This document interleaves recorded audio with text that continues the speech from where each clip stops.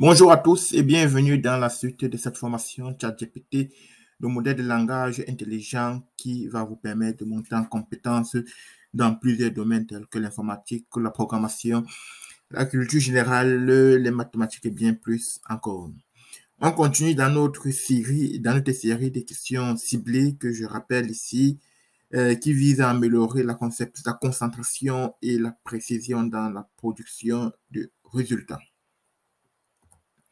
Aujourd'hui, on va voir le prompt comparatif. En fait, le prompt comparatif ici, met en évidence les principales similitudes et différences entre divers facteurs, ce qui vous aide à prendre des décisions plus éclairées et mieux comprendre les forces et les faiblesses de ces deux options.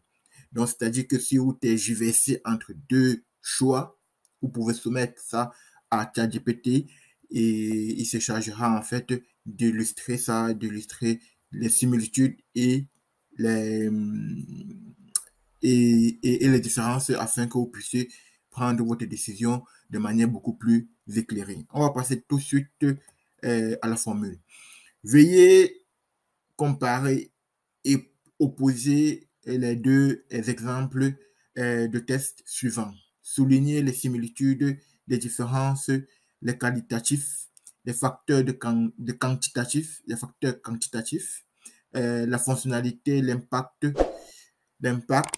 les principaux enseignements et d'autres facteurs dans un tableau. Voici deux exemples de contenu. Voici deux éléments de contenu autant pour moi. Voilà, donc on va donner l'élément 1, l'élément 2, et je vous conseille de les mettre entre guillemets pour mieux faire la différence. Voilà, donc une fois qu'on a donné la formule, les questions maintenant de passer de voir un exemple concret qui va certainement vous parler. Le premier exemple ici est la philosophie d'entreprise de celle et de conception d'Apple et de Microsoft. Ce sont deux grandes entreprises internationales qui peuvent avoir des similitudes, mais aussi beaucoup de différences. Et je ne vous apprends rien que ces deux entreprises ont forcément de différences et qui sont des similitudes peut-être parce qu'ils sont basés, ils sont tous américains, mais qu'ils ont aussi beaucoup de différences en termes de fonctionnement, de coûts, de fonctionnalité et bien plus encore. Un autre exemple qui est plus parlant, et à mon avis, c'est investir dans l'immobilier et investir dans la crypto-monnaie. Ça, je pense que c'est plus parlant pour ceux qui de la vie courante. Et voilà.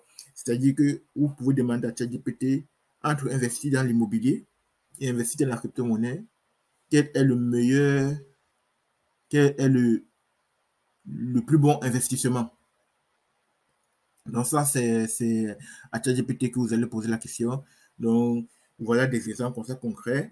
Et je répète tout simplement ici que si vous avez même des tests en dur, vous pouvez soumettre ces deux tests pour voir quel est le meilleur à utiliser à partir des différences et des similitudes qu'il aura relevées.